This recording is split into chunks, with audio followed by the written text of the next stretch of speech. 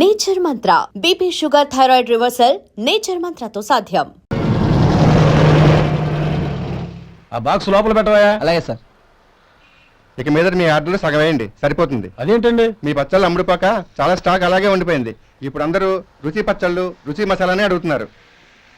మా నల్లుడి గురించి తక్కువగా అంచనా వేశారు కదా, ఇప్పుడేమంటారు? ఎలాగైతేనే అతను వృద్ధిలోకి వస్తే చాలు. వాళ్ళు బాగుంటే నాకు సంతోషమేగా. ఎవడ్రా వాడు? ఇన్నాళ్ళుగా వ్యాపారం చేస్తున్నాను, నిన్నగాక మొన్న వచ్చినోడు వాడు నాకు పోటీయా? వాణ్ణి పెరగనివ్వకూడదు.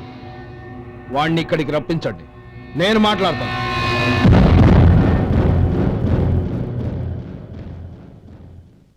నమస్కారం అండి. రమ్మన్నారంట? నీ పచ్చళ్ళ కంపెనీ మూసేయాలి. నీకెంత కావాలి? 5 లక్షలు ఇస్తాను. చాలా? 5 లక్షలు కాదు, 50 లక్షలు ఇచ్చినా నా కంపెనీ మూయడం జరగదు. బాగా ఆలోచించుకొని చెప్పు. ఈ వ్యాపారంలో పుట్టి పెరిగినోడ్ని, నాతో పోటీ పడకు. నా చేతి కింద 6,000 మంది పనిచేస్తున్నారు. ఆంధ్ర మొత్తం నాకు బ్రాంచులు ఉన్నాయి. నేనే మార్కెటింగ్ చేయలేకపోతున్నాను. ఆఫ్టర్ ఆల్ ఒక కుటీర పరిశ్రమలా పెట్టుకొని నువ్వెలా మార్కెటింగ్ చేయగలవు? 6,000 మంది వర్కర్స్ని పెట్టుకుని ఆంధ్ర మొత్తం బ్రాంచీలున్న మీరే నా కంపెనీ చూసి భయపడుతున్నారంటే నా సరుకులో నాణ్యత ఉందనేగా. ఆ నాణ్యత ఉన్నంత వరకు నాకెవరూ పోటీ కాదు. ఈ ప్రపంచంలో నేను ఎక్కడైనా మార్కెట్ చేయగలను. వస్తాను.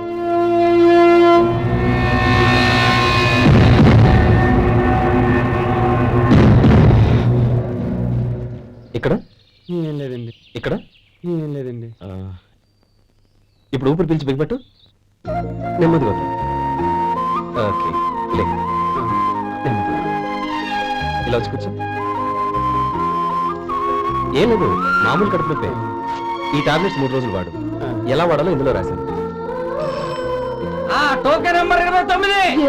టౌన్ డాక్టర్ భయపెట్టేశాడు, ఆపరేషన్ అది ఇదని. కానీ ఈ డాక్టర్ బాబు ఏమీ లేదని చెప్పాడు. ఈ బాబు 10 కాలాల పాటు చల్లగా ఉండాల.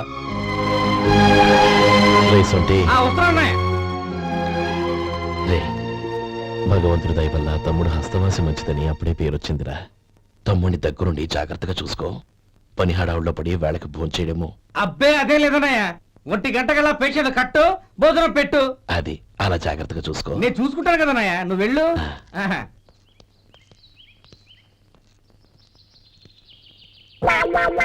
అయ్యో, ఏంటయ్యా ఉంటున్నాడా ఈ దెబ్బలు?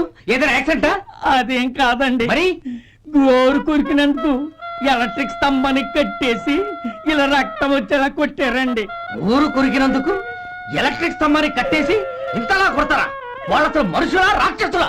చాలా థ్యాంక్స్ అండి, కనీసం మీరైనా అర్థం చేసుకున్నారు. వాళ్ళు అర్థం చేసుకోలేదండి.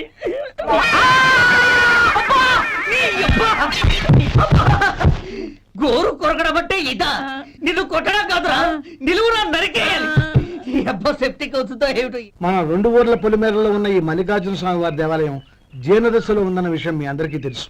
ఇన్నాళ్ళు మీ ఊరు వాళ్ళు పట్టించుకుంటారని మా ఊరి వాళ్ళు, మా ఊరి వాళ్ళు పట్టించుకుంటారని మీ ఊరి వాళ్ళు దీన్ని ఇలా వదిలేశారు. ఈ గుడి మీ ఊరికి ఎంత ముఖ్యమో మా ఊరికి అంతే ముఖ్యం. కాబట్టి మన ఇరు గ్రామ ప్రజలు కలిసి దాన్ని బాగు చేయించి కుంభాభిషేకం చేయించాలనే సదుద్దేశంతో ఒక కమిటీని ఏర్పాటు చేశాం. ఈ కమిటీలో 2 గ్రామాలకు సంబంధించిన ప్రముఖులు ఉన్నారు. కమిటీ ప్రెసిడెంట్ గా ఎవరిని ఎన్నుకోవాలనే విషయంలో శ్రీ గోపాలరావు గారి పేరు, శ్రీ లక్ష్మీపతి గారి పేరు పరిశీలనలోకి వచ్చాయి. అందువలన మేమందరం బాగా ఆలోచించి తర్జన భర్జనలు చేసిన మీదట శ్రీ గోపాలరావు గారే అన్ని విధాలా ప్రెసిడెంట్ పదవికి అర్హులని ఈ కమిటీ నిర్ణయించడం జరిగింది. అంచేత ఈ ఉభయ గ్రామ ప్రజలు శ్రీ గోపాలరావు గారికి ఉదారంగా విరాళాలు అందజేసి ఈ శుభకార్యాన్ని జయప్రదం చేయవలసిందిగా కోరుతున్నాం. ఏంటి, ఇంకా రాలేదా? ఏంటయ్యా, టైం 10 అవుతోంది. బోర్డు మీద 10 గంటలని రాసింది. మీ డాక్టర్ ఇంకా రాలేదు. అసలు మీ డాక్టర్ కి టైం సెన్స్, పంక్చువాలిటీ ఏమైనా ఉన్నాయా? ఇంతకీ మీరెవరండి? నేను డాక్టర్మని. ఓహో, మీరు డాక్టరేనా? డాక్టర్ అంటే డాక్టర్ని కాదయ్యా, డాక్టర్ని చేసుకోబోయేదానని అర్థం. అవును, నువ్వెవరు? నేను ఇక్కడ టోకెన్ ఇస్తూ ఉంటానులేండి. తప్పుకోవయ్యా. అవును, మీ డాక్టర్ కి ఎవరో అన్నయ్య ఉన్నాడంట కదా, ఎలాంటోడు? ఎలాంటోడంటే అదేనయ్యా చాలా కోపిస్తుంది విన్నాను. ఎందుకని అడుగుతున్నారు? ఎందుకంటా వెంటయ్యా ఆ అన్నయ్య మాట వినగానే మీ డాక్టర్ గడగడా ఉణిగిపోతాడు. అసలు డాక్టర్ చదివే తమ్ముణ్ణి అలా భయపెట్టచ్చా? తప్పు కదా. తప్పేనండి. కాని కాని నాకు మీ డాక్టర్కి పెళ్ళవని ఆ అన్నయ్య సంగతి అప్పుడు చెప్తాను. ఏం చేస్తారండి? ఏం చేస్తానా, సంవత్సరం తిరగకుండానే కవల పిల్లల్ని కని వాళ్ళ అన్నయ్య చేతిలో పెడతాను. వాళ్ళకి 5 సంవత్సరాలు వచ్చేసరికి ఆయన్ని బాగా ఒట్టికెళ్ళేస్తారు. అలా నా కసి తీర్చుకుంటాను. మీ డాక్టర్ ఎప్పుడు వస్తాడో ఏంటో. అది సర్లే కానీ నువ్వు పని చేయి. మీ డాక్టర్ రాగానే నేను వచ్చి వెళ్ళానని చెప్పు. నేను అంటే ఓ నా పేరు చెప్పలేదు కదా, నందిని. ఏం చెప్తావు? అదేనండి, నందిని గారు వచ్చి వెళ్ళారు అని చెప్తాను. గుడ్, పైకొస్తావు.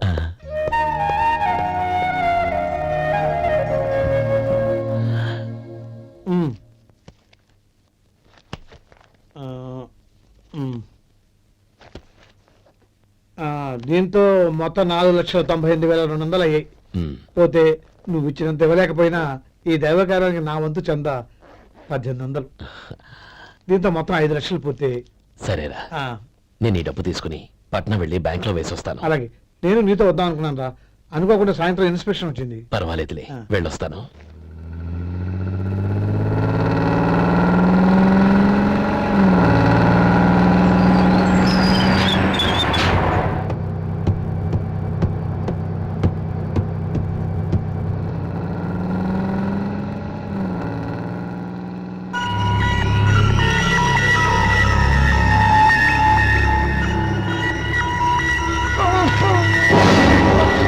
అయ్యో మూర్చ మూర్చ, బసాపండి బసాపండి.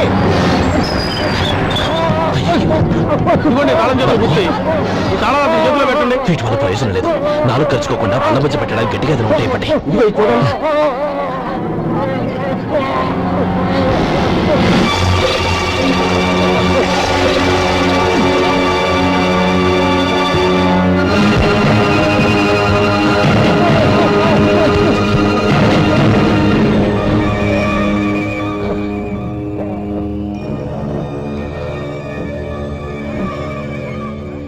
మీరు వెళ్ళి మీ సీట్లో కూర్చోండి, కొంచెం గాలాన్ని ఇవ్వండి. ఇప్పుడు ఎలా ఉంది బాబు?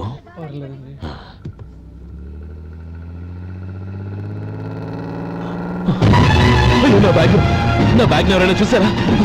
అందులో 5 లక్షలు ఉన్నాయి. బస్తాపండి, ఎవరిని కింద దిగవద్దు, అందరినీ చెక్ చేయండి. నా అంచనా తప్పు కాలేదు. వాడి మంచితనమే వాడిని దెబ్బకొట్టింది. మన వాళ్ళని పంపించి గుడి తాలూకు డబ్బు కొట్టేశాడని పోలీస్ కంప్లైంట్ ఇవ్వండి. ఇప్పుడు ఆ స్టేషన్ ఎస్ఐ వాడి తమ్ముడే. వాడే వెళ్ళి వాడి అన్నయ్యని అరెస్ట్ చేసి వీధుల్లో నడిపించుకు తీసుకురావాలి. అది నేను కళ్ళారా చూడాలి, మనసారా సంతోషించాలి. అయ్యో గోపాలం గారు, గోపాలం గారు, మీరు దేవస్థానం సొమ్ము దొంగిలించారని ఎవరో పోలీస్ కంప్లైంట్ ఇచ్చారంట. మిమ్మల్ని అరెస్ట్ చేయడానికి మీ తమ్ముడు గారు వస్తున్నారు.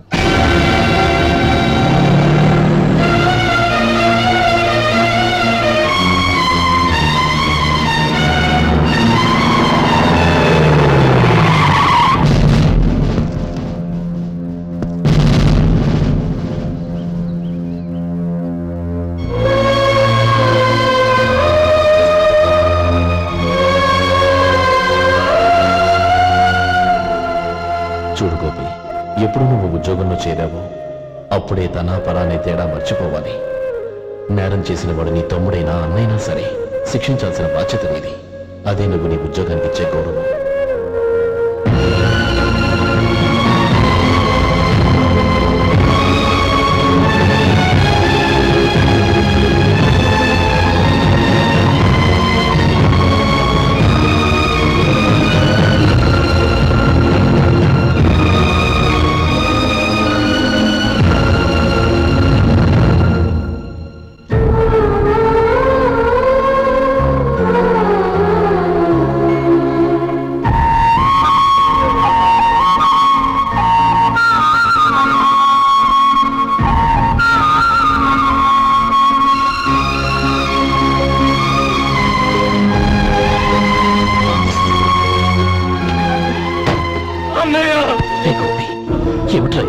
నన్ను క్షమించన్నయ్య, నేను కోరి ఉద్యోగం ఉద్యోగులు చేరిన మాట నిజమే, కానీ ఇలాంటి పరిస్థితి ఎదురవుతుంది అనుకోలేదు. నా ఒంట్లో ప్రతి రక్త పట్టు నీ భిక్షానన్నయ్య. నిన్ను అవమానపరిచి ఉద్యోగం నిలబెట్టుకునే బదులు నా ప్రాణాలను వదులుకుంటారు, కానీ ఈ పని మాత్రం నేను చేయలేనన్నయ్య.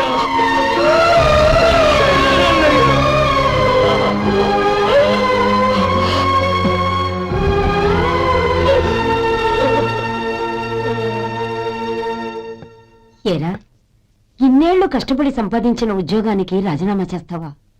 కనీసం నీ పెళ్ళాం ఏమనుకుంటుందోనని ఆలోచించవా? ఇందులో అనుకోవడానికి ఏముంది మామగారు?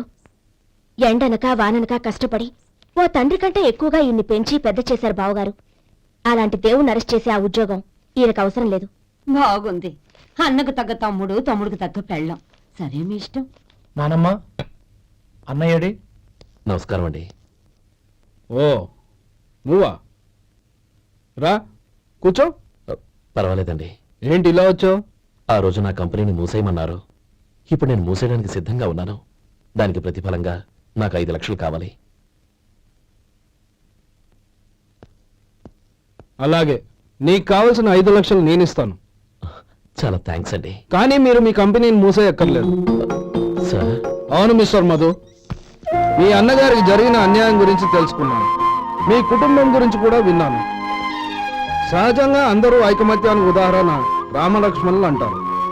కానీ ఆ రామలక్ష్మణులు ఎలా ఉంటారనేది పుస్తకాల్లో చదవడం తప్ప ఎవ్వరూ చూడలేదు. మీ అన్నదమ్ములను చూస్తే ఆ రామలక్ష్మణులు ఇలాగే ఉండేవారేమో అనిపిస్తుంది. అలాంటి కుటుంబానికి ఇలాంటి ఇబ్బంది రావడం నిజంగా దురదృష్టం. రామునికి హనుమంతుల్లా కాకపోయినా ఏదో వృత్తాభక్తిగా నా వల్ల వీలైన సహాయం ఈ 5 లక్షలు తీసుకో. మీ కంపెనీ పేరు మీదే అన్ని సరుకులు తయారు చేయండి. నేను వాటిని ప్రపంచమంతా మార్కెటింగ్ చేస్తాను. సార్, మీ రుణం ఉంచుకోను, తొందరలోనే తీర్చేస్తాను. స్నేహితుల మధ్య రుణాలేంటి మధు? We are friends.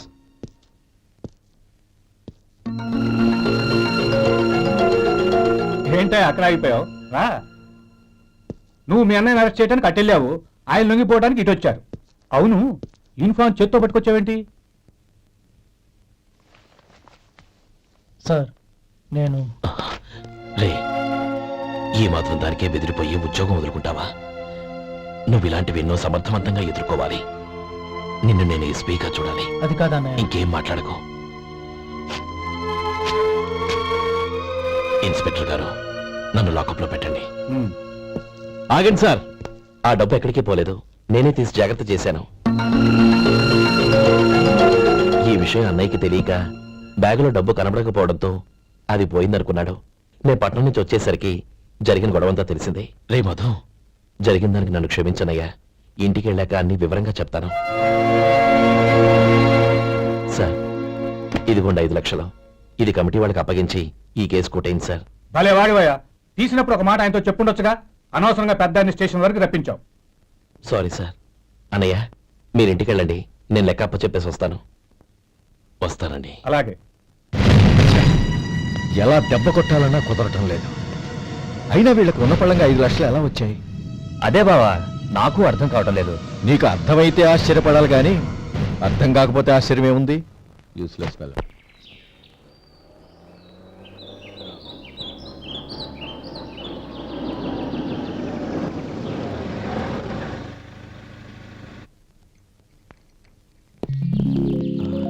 నువ్వు ఇక్కడే ఉండు. అన్నయ్య మూడు ఎలా ఉందో చూసి నేను లోపలికి తీసుకెళ్తాను. ఓకే? అలాగే.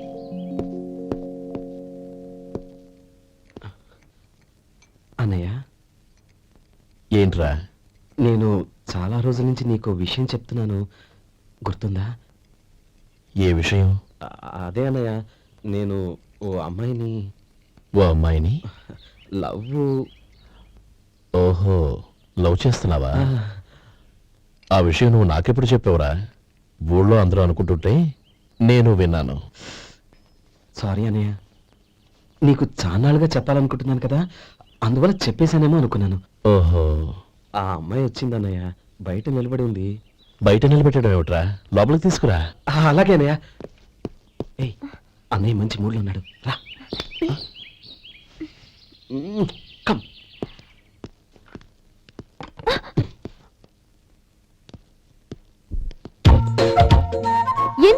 ఏంటయ్యా ఆ అన్నయ్య మాట వినగానే మీ డాక్టర్ గడగడ వణికిపోతాడు. అసలు డాక్టర్ చదివే తమ్ముడిని అలా భయపెట్టచ్చా? తప్పు కదా. తప్పేనండి. ఆ,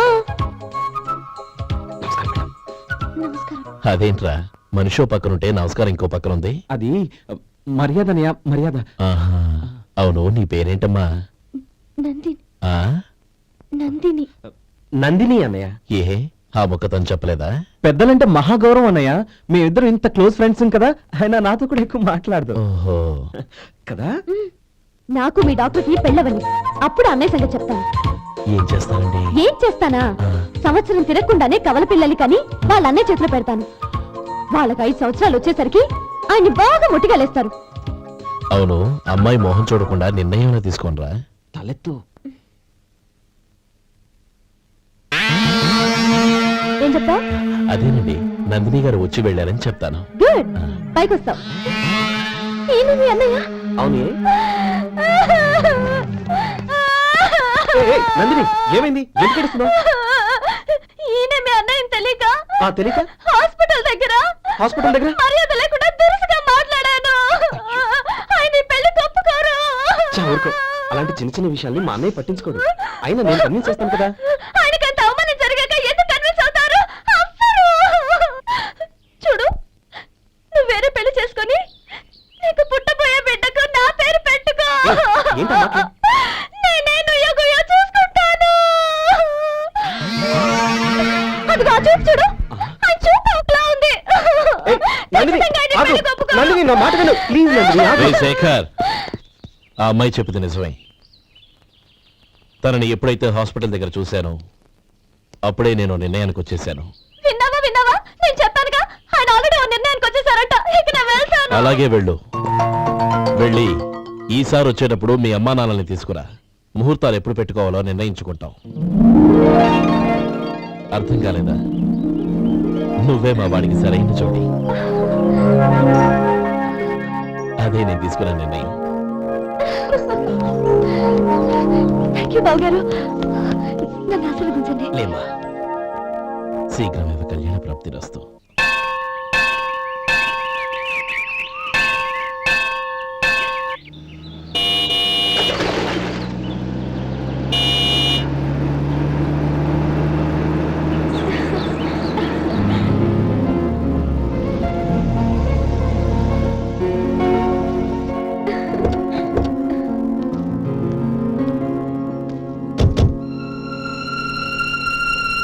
రామ్మా.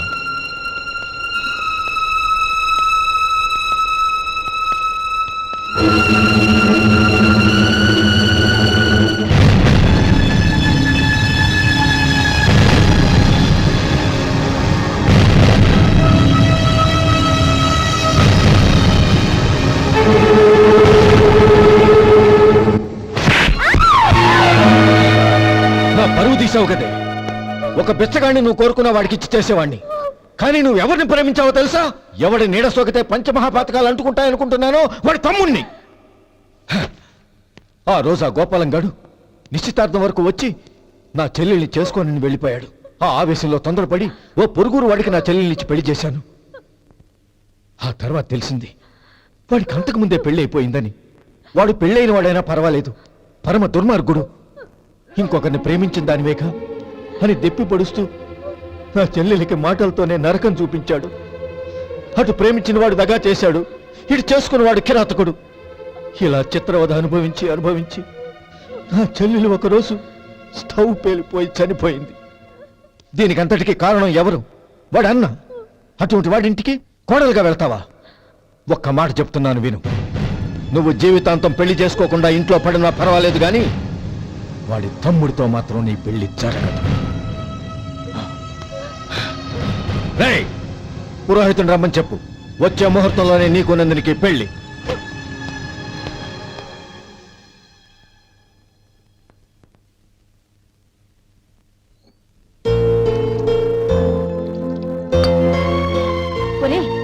అదేంట్రా, ఒక ముద్దైనా తినకుండా చేయగలిగేశావు? నాకు ఆకలి కాలేదు నానమ్మ.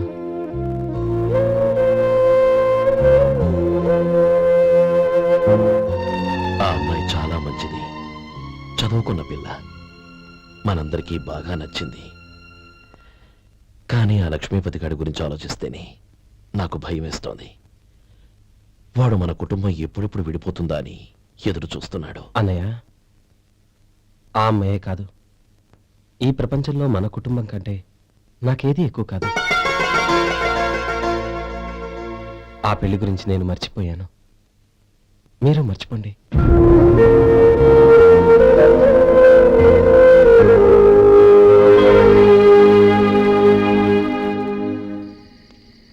శేఖర్, నువ్వా? ఏంటి ఈ టైంలో వచ్చావు? నీతో ఓ విషయం మాట్లాడాలి. ఒకసారి బయటకు వస్తావా?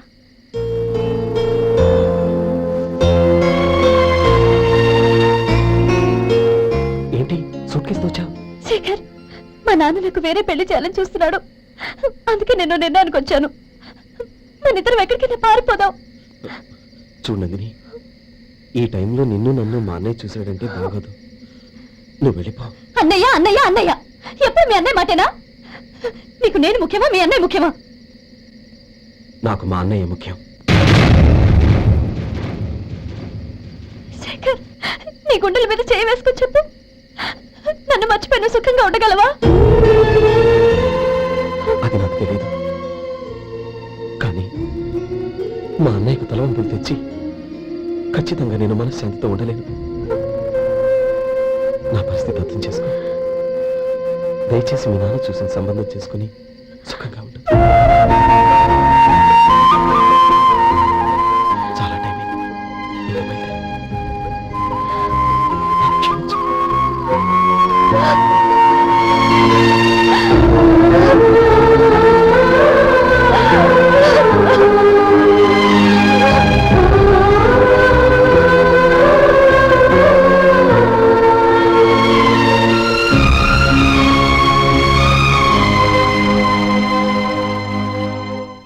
ఏంట్రా అలా మౌనంగా కూర్చున్నావు?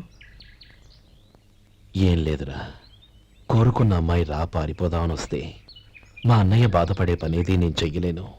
నన్ను క్షమించని ఆ అమ్మాయిని పంపించేసాడ్రా నా తమ్ముడు. అది నా వాడికి నా మీద ఉన్న అభిమానం. ఇంతవరకు వాడు అడిగింది ఏదీ నేను లేదనలేదు. ఒక అన్నగా వాడి పట్ల నా బాధ్యతలన్నీ నెరవేర్చాను. అలాంటిది ఈరోజు వాడు మనసారా కోరుకున్న అమ్మాయిని వద్దని నేను ఎలా చెప్పగలనురా? వాడి సంతోషం కంటే నాకు కావాల్సిందే ఉంది. అందుకే నేను ఒక నిర్ణయానికి వచ్చాను. ఓపెనింగ్ స్టాక్ 31,700 అండి. ఈ రోజు 200 లారీల్లో 21,500 ప్యాడీ వచ్చిందండి. అవి ఈ పక్కన సర్దించానండి. తర్వాత ఇవి నిన్నొచ్చిన ధాన్యం బస్తాలండి. 50 లారీల్లో 5,000 బస్తాల బియ్యం బయటకు పంపించామండి. సాయంత్రానికి మన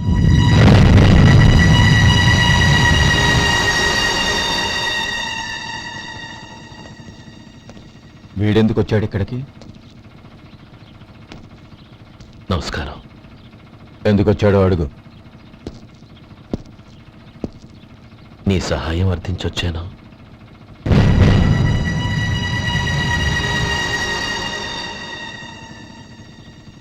మీరు వెళ్ళండి.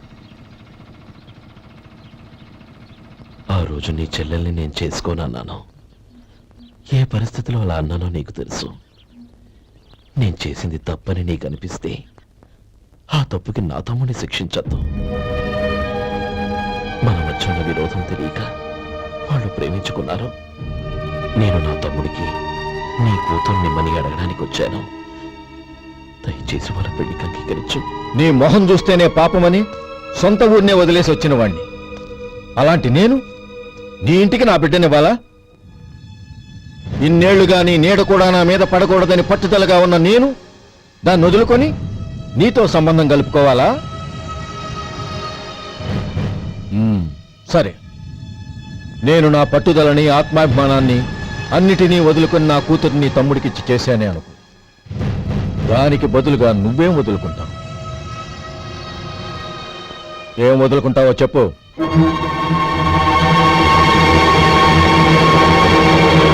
నీ ప్రాణాలు వదులుకుంటావా? అలాగే. నీ ప్రాణం వదిలితే నాకేంట్రా లాభం? నువ్వు దేని మీదైతే ప్రాణాలు పెట్టుకున్నావో దాన్ని వదిలే. నీ తమ్ముళ్ళ మీదగా నువ్వు ప్రాణాలు పెట్టుకున్నావు. ఆ తమ్ముళ్లను వదిలే. అన్న అనే బంధానికి నువ్వు నీళ్లు వదిలేయాలి. ఎప్పుడు నీ తమ్ముడు నా కూతురి మెళ్ళలో తాళి కడతాడో అప్పుడే నీకు నీ తమ్ముళ్లకు ఉన్న అనుబంధం తెగిపోవాలి. నీ తమ్ముడు నా కూతురి మెళ్ళలో తాళి కట్టడానికి ముందే నువ్వు శాశ్వతంగా ఈ ఊరొదిలి వెళ్ళిపోవాలి. వీటన్నిటికీ నువ్వు అంగీకరిస్తేనే ఈ పెళ్లికి నేను అంగీకరిస్తాను.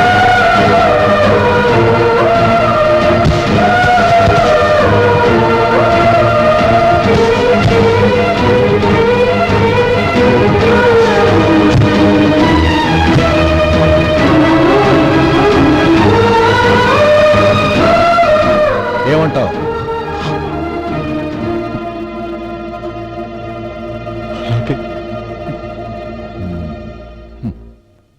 ప్రమాణం చేయి.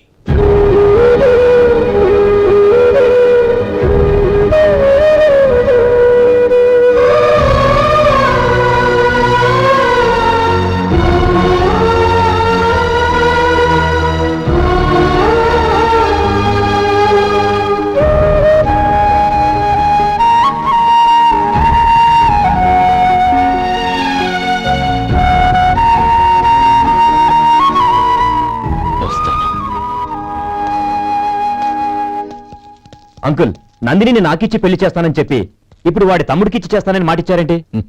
రే, నువ్వు నోరు మూసుకోరా. వీడి తమ్ముళ్ళు విడిపోవాలని ఇన్నేళ్లుగా ఎదురు చూశాను. ఇప్పుడు నా కల నిజం అవబోతోంది. నువ్వేం దిగులు పడకు. నీకు వేరే మంచి పిల్లని చూసి ఘనంగా పెళ్లి జరిపిస్తాను.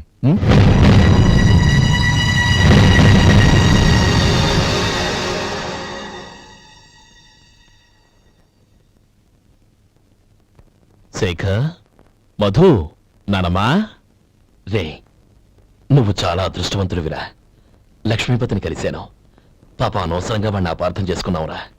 వాడెంతో ఆప్యాయంగా నన్ను పలకరించాడు. ఆనందంగా ఈ పెళ్లి ఒప్పుకో.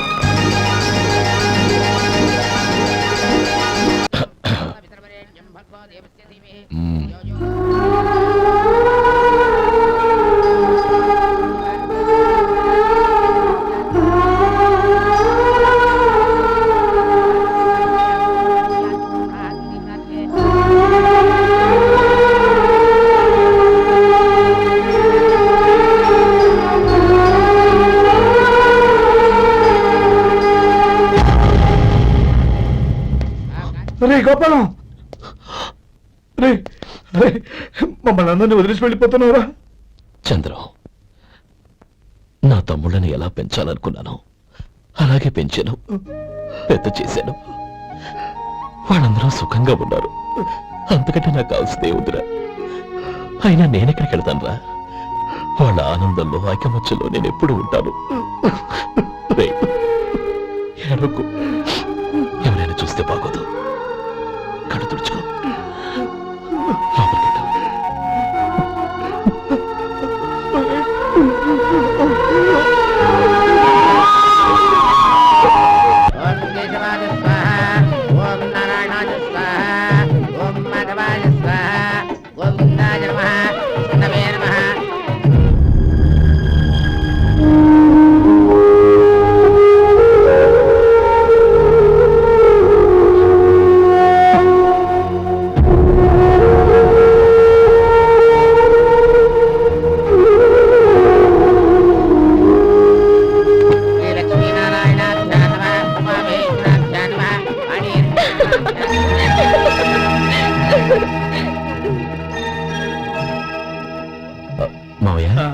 అన్నయ్య ఇక్కడ పని మీద బయటికి వెళ్ళాడు, వచ్చేస్తాడు.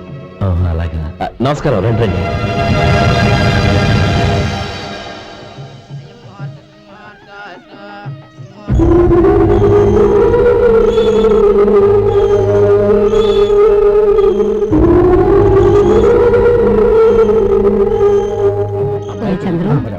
గోపాలం ఎక్కడా కనపడడం లేదు. ఇందాక నీతో మాట్లాడుతుండగా చూశాను. అది ఎవరినో పిలవడం మర్చిపోయాడంట, అక్కడికి వెళ్ళాడు. ఈ పాటికి వచ్చేస్తుంటాడు. అలాగే.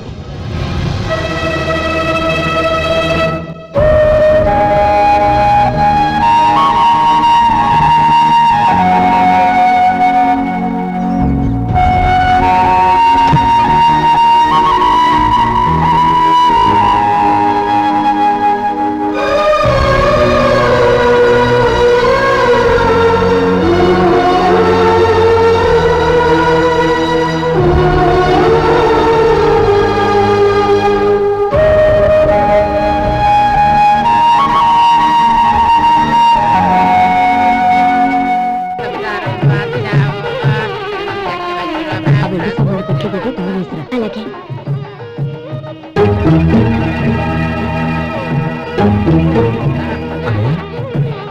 పెద్దని ఏడి చిన్న పని మీద బయటికి వెళ్ళాడంట, ఇప్పుడు వచ్చేస్తాడు.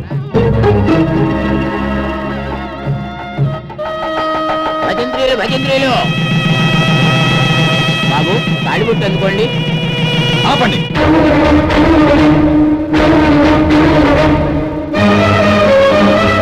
మా అన్నయ్య రాలేదు, తర్వాత తాళి కట్టాలి. అదేంటి బాబు, ఆలస్యం అయితే దుర్ముహూర్తం వచ్చేస్తుంది. మా అన్నయ్య ఎప్పుడు వస్తాడో అప్పుడే నాకు మంచి ముహూర్తం. దుర్ముహూర్తం వచ్చాక తాళి కడితే శుభం కాదు. మా అన్నయ్య లేకుండా చేసే ఏ పనైనా నాకు శుభం కాదు. నేను తాళంటూ కడితే అది మా అన్నయ్య వచ్చిన తర్వాత. ఇక మీ అన్నయ్య రాడు. నువ్వు నోరుమై. ఏంటో అనేది? నేనన్నది పచ్చి నిజం. నా మాట మీద మీకేమైనా అనుమానం ఉంటే అసలు జరిగిందేంటో ఈయన్ని అడగండి. మావయ్య, ఏంటిదంతా? అసలు ఏం జరిగింది? మీరందరూ నన్ను క్షమించండి.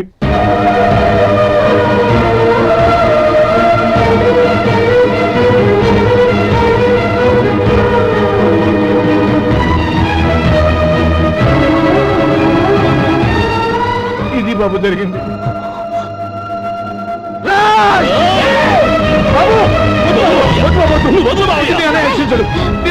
అర్థం చేసుకోండి. ఏదైనా గొడవ అయితే మన కుటుంబం గౌరవం ఏమవుతుంది? నా మాట వినండి. ఎంత గౌరవం చేశావు నాన్న? అన్నగారు లేకుండా ఆయనకి జీవితం లేదు, ఆయన లేకుండా నా బతుకి అర్థం లేదు. మా పెళ్లి పేరుతో ఆ దేవుణ్ణి ఎలా శిక్షించడానికి అసలు నీకు మనసు ఎలా వచ్చింది? అది కాదమ్మా. అంతకంటే నాకు ఇంత విషయం ఇచ్చి చెప్పండొచ్చుగా.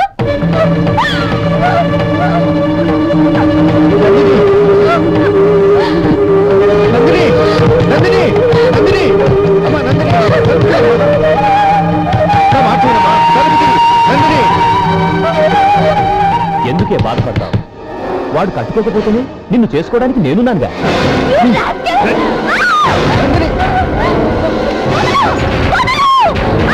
ఏయ్, ఏయ్, రాస్కెల్! వదలరా! ఏయ్! ఏయ్, లోపల!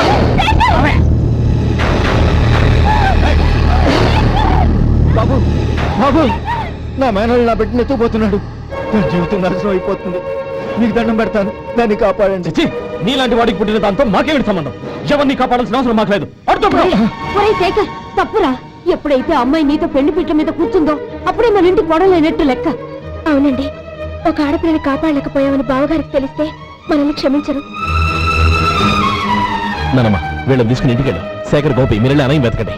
నందిని విషయం నేను చూసుకుంటాను. వాడు ఎక్కడికి తీసుకెళ్ళి ఉంటాడు?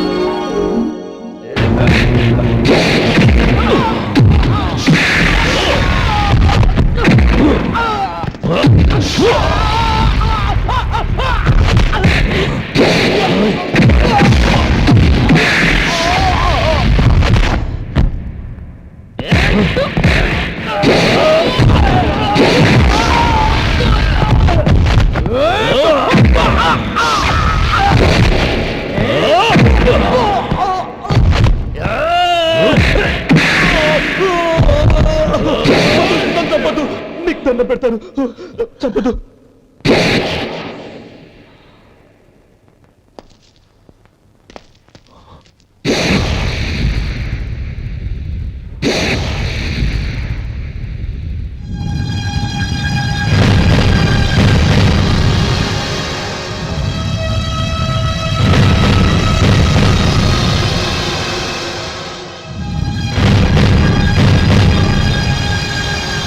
నన్ను క్షమించు లక్ష్మీపతి.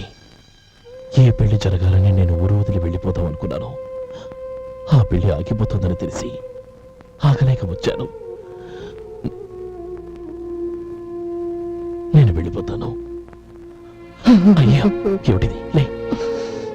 నన్ను క్షమించు గోపాలం. ఆ శ్రీరామచంద్రుడు తండ్రి కోరిక మీద అడవులకు వెళ్ళాడు, కానీ తమ్ముళ్ళ క్షేమం కోసం ఊరు వదిలి వెళ్తానన్న నువ్వు ఆ రామచంద్రుడి కంటే గొప్పవాడు. ఏమిట్రా ఇది? గతంలో జరిగిన దాన్ని మనసులో పెట్టుకుని మూర్ఖంగా ప్రవర్తించాను. నా తప్పును క్షమించి నా కూతుర్ని నీ ఇంటి కోడలిగా చేసుకుంటావు కదూ.